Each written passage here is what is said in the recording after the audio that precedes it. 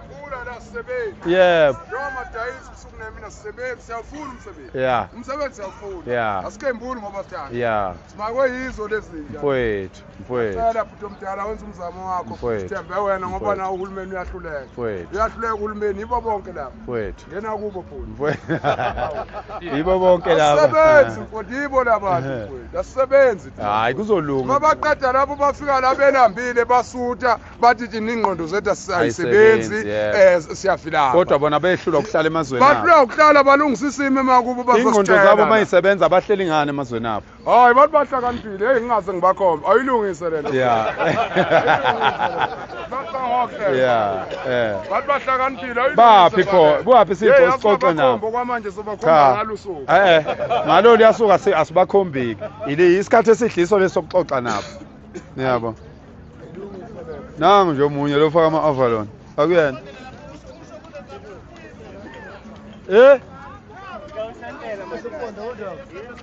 Elani? Uthini? Lip. Lo?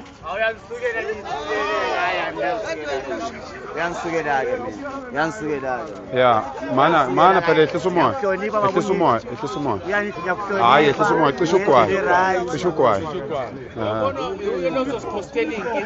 Bafo. Mana qaluthuli.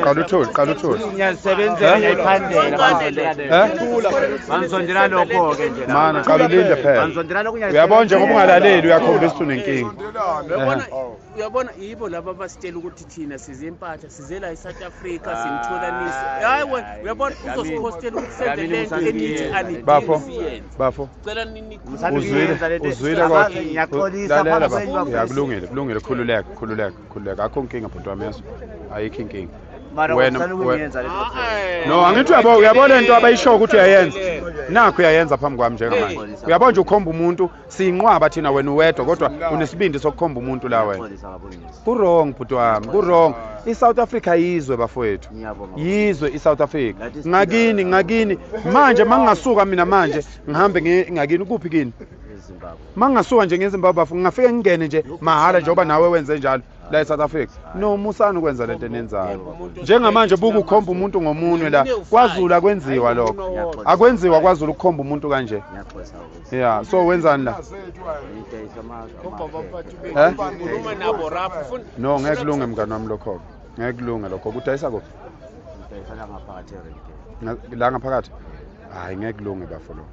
Hayi ngeke kulunge bhuti wami ngeke kulunge no akuvumelekile ngicela ukuthi ngizoba la eGoli mina kuze kushaya umhla ka5 every day ngizoza la ngifuna ukubona ukuthi lento abayisho ukuthi awubahloniphi ikhona ngempela nasinalo thina udlame ungangiphenduli sicela ukuthi usilungisele lokho ngoba namanje uqeda ukukhomba umuntu ngomunwe into engenziwa into akwenziwa futhi ukuthi abantu besakhuluma wena usuyalwa abantu bekhuluma ngoba laba abantu abalwe nawe bahlala nawe la basho izinto ezishoyo and manje kumina so uprovile already ngokuthi ukhomba umuntu ngomuntu ngicela uhambe uyolungisa manje kusasa bafo uhambe ekhaya kusasa uhambe kusasa kusasa ekseni empeleni namanje ungayiqoqa into zakho ngoba ngithi uyasebenza vele kuseduze la thatha into zakho uhambe manje uye ekhaya senzela ukuthi uyabona njengamanje njoba kwenzeka kanje akusalula ukuthi ukuthula kube khona ngoba manje wena uyakhombisa ukuthi uyalo yabo wena olwayo usuke ezweni lakho uzozama ukuphila nabantu base South Africa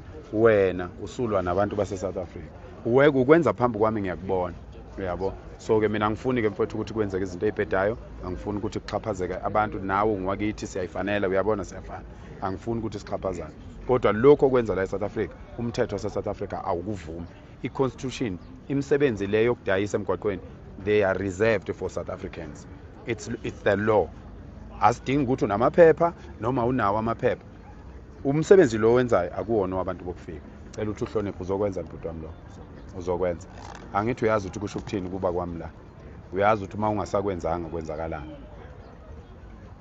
ngwakwethu wena uyazi sibongo ngoba angithi niyabona ukuthi ningadaleli ke bafunga ngiyazi ukuthi la eGolini nabantu bokufika nitshathini ngoclever cela ungadaleli ke abantu bakini inkingi sizokhuza lokho njengoba sila eGoli sizokhuza ukuthi umhla ka30 akuyona ievent fanele kwehle umoya thank you